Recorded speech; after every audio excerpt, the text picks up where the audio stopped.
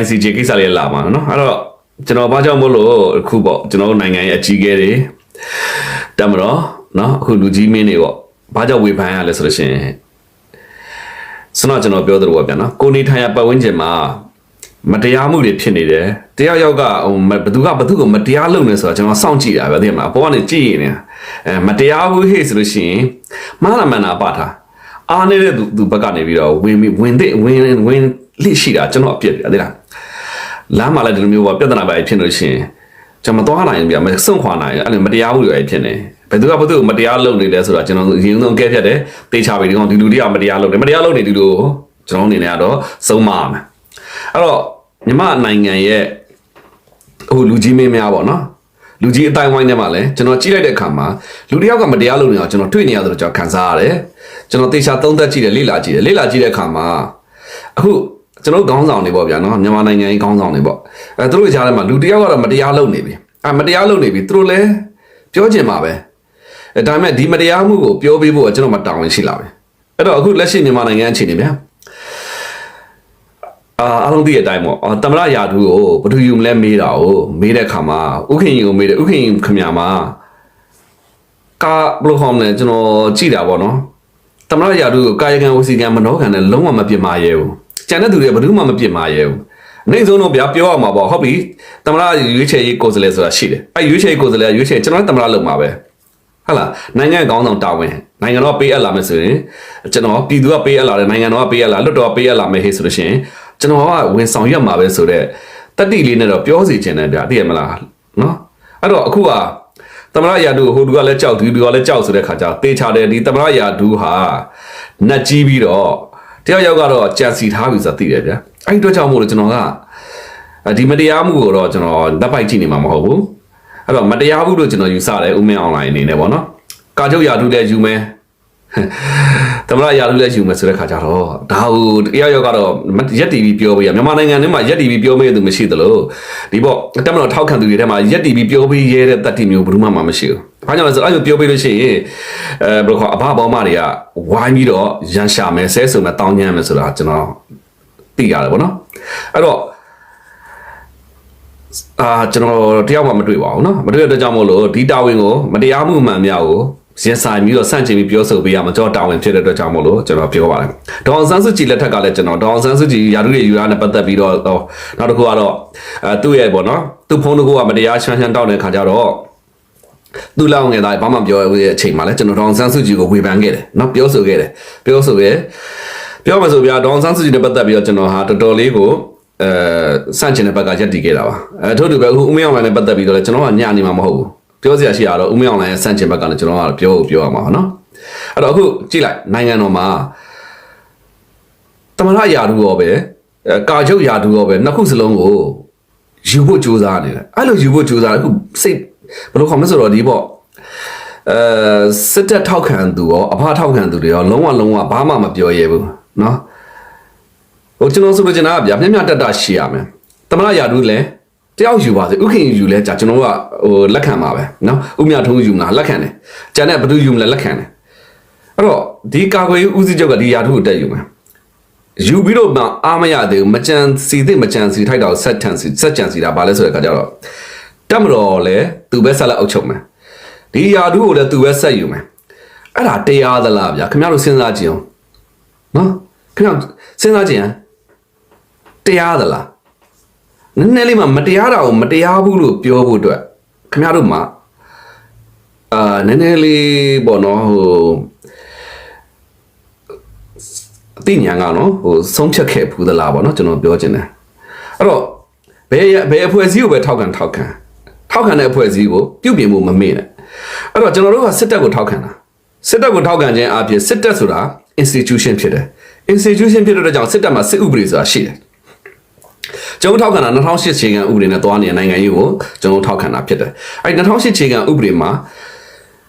ဥပဒေဖြစ်တဲ့အတွက်ကြောင့်ဥပဒေထက်မှာဘယ်သူမှမရှိဘူး။စစ်ဥပဒေဖြစ်တဲ့အတွက်ကြောင့်စစ်တပ်ရဲ့အထက်မှာဘာခေါ်မလဲဆိုတော့စစ်ဥပဒေရဲ့အထက်မှာဘယ်သူမှမရှိဘူး။ဘယ်သူမှမရှိတဲ့အတွက်ကြောင့်မလို့ခင်ဗျားတို့အနေနဲ့တော့လေဟိုလူတစ်ယောက်ကမတရားတာလုပ်နေတယ်ခုဖြစ်နေတဲ့ပုံစံကစစ်ဘောမတဲ့အဘဘောမပုံများနေတယ်။အဘကြိုက်တာလုပ်အဘယူအဘဆိုတဲ့ပုံစံမျိုးတွေဖြစ်နေတာဟာ မကောင်းသေးဘူးနော်ဒေါအောင်ဆန်းစုကြည်လက်ထက်ကကျွန်တော်ဝေဖန်ခဲ့တယ်ဒေါအောင်ဆန်းစုကြည်ကဒီမိုကရေစီဖြစ်ရမယ်စာသူ့ရဲ့ဩဇာအောက်မှာအားလုံးကရောက်နေဆိုတာကိုကျွန်တော်တို့ဝေဖန်ခဲ့တယ်လို့ပဲအခုချိန်မှာလည်းဦးမင်းအွန်လိုင်းကစစ်တပ်အထက်ကောနိုင်ငံရေးအထက်ကောအခြေခံဥပဒေအထက်မှာရောက်နေတာဒါမျိုးလွဲမှားနေတဲ့လုပ်ရက်တွေကိုလုပ်နေတဲ့အချိန်မှာတော့ကျွန်တော်ဒေါ်စုအောင်ဆန်းစုကြည်ဝေဖန်ခဲ့တယ်လို့ပဲကျွန်တော်အမှန်တရားကိုချစ်မြတ်လို့သူဖြစ်တဲ့အတွက်ကြောင့်မလို့အမှန်တရားအထက်မှာဘယ်လိုမှမရှိဘူးဦးမင်းအွန်လိုင်းကျွန်တော်ဝေဖန်မှာပါအဲ့တော့မကြံစီသင့်မကြံစီထိုက်တာတို့ကြံစီနေတယ်စစ်တပ်အဲ့တော့ဆိုလိုချင်တာကတော့ဗျာနော်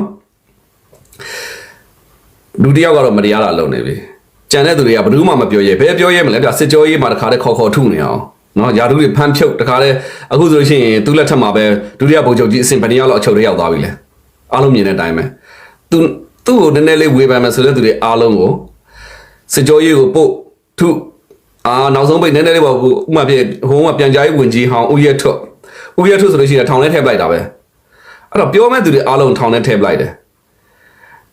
ဒီလိုမျိုးမတရားလုပ်နေတဲ့သူတယောက်ကိုကျုပ်တို့ဝေဖန်ဖို့တော့ခင်ဗျားတို့ခွင့်ပြုသင့်တယ်လို့ထင်တယ်နော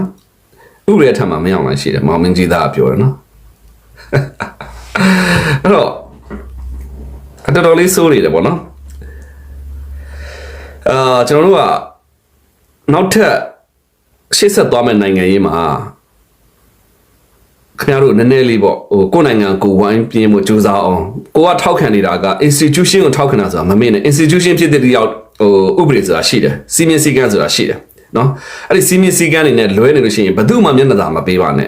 ကျွန်တော်အကြံပေးတယ်ခင်ဗျားတို့တော်လန်ရေးပဲထောက်ခံခင်ဗျားတို့တော်လန်ရေးမှာလည်း NUG တော်လန်ရေးဆိုမစိုးပါဘူးသူတို့မှလည်းသူတို့ရဲ့စီမင်းတွေရှိတယ်စည်းကမ်းတွေရှိတယ်ဥပဒေတွေရှိတယ်အလုပ်ပုံကိုင်ပုံစနစ်ကြပါတယ် NUG ဟာခင်ဗျားတို့ဒီတော်လန်ရေးခုပေါ့နော်မြန်မာနိုင်ငံလုံးမှာရှိတဲ့တော်လန်ရေးတွေအားလုံးကြည့်မဟေ့ဆိုလို့ရှိရင်တော်လန်ရေးအရေးသွေးနိုင်ငံရေးအရေးသွေးပြီးသွားဆိုခင်ဗျားတို့ NUG ပဲရှိပါတယ်ကျန်တဲ့ဒါကျွန်တော်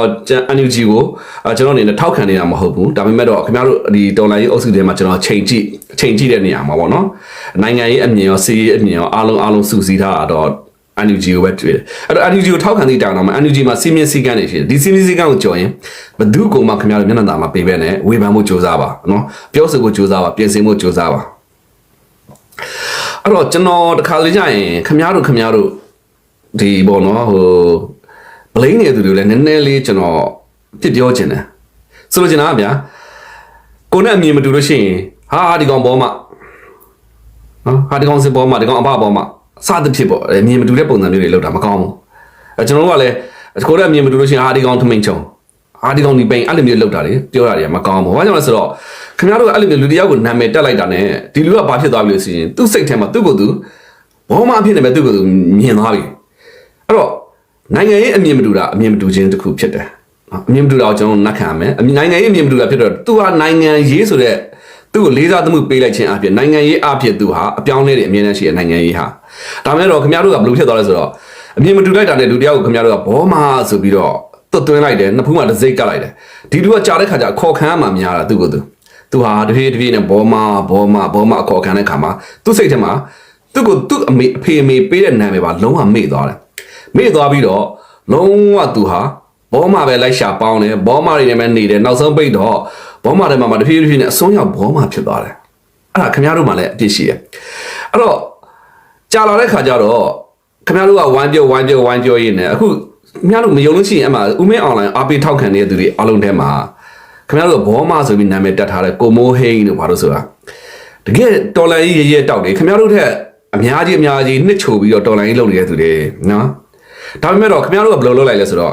ခင်ဗျားတို့အမြင်မတူတာနဲ့ကိုမိုးဟိန်းကိုခင်ဗျားတို့ဘောမဆိုပြီးတော့ခင်ဗျားတို့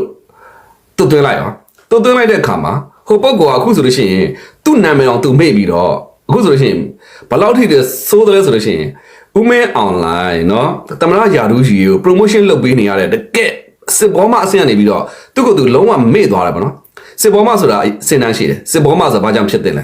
စစ်ဘောမဆိုတာဘာလဲဆိုတော့စစ်တပ်မှာစစ်ဥပဒေရှိတယ်ဥပဒေကိုကြော်ပြီးလုပ်ရင်ဥပဒေနဲ့မညီရင်အားလုံးကိုပြောပိုင်လို့ရှိတယ်ဒါပေမဲ့ကွန်မွိုင်းဘွားဘယ်ဘွားရောက်သွားလဲဆိုတော့သူကစစ်ဘောမအဆင့်နဲ့ကြော်အဘဘောမအဆင့်ကိုရောက်သွားတာအဲ့တော့ခင်ဗျားတို့မှာအပြစ်ရှိတယ်လူတယောက်ကိုအမြင်မတူတဲ့ခင်ဗျားတို့ဘောမဆက်သွင်းလိုက်တယ်ဘောမဆက်သွင်းလိုက်တဲ့ခါမှာဟိုလူကလုံးဝထိမ့်မြနောက်ဆုံးပိတ်ဦးမင်းအောင်လည်းတမနာဖြီရေးကိုကိုယ်တိုင်ကိုကြတကယ်ကိုဘယ်လိုခေါ်မလဲ promotion ဆင်းနေရသူအစ်စ်မအောင်ရောက်သွားတာ အော်ဖို့ကောင်းတယ်နော်အဲ့ဒါလူကြောင့်မှမဟုတ်ခမရတို့တွေရဲ့လူတယောက်ကိုလူတွေကိုဘောမဆိုပြီးတော့တွတ်သွင်းနေတာ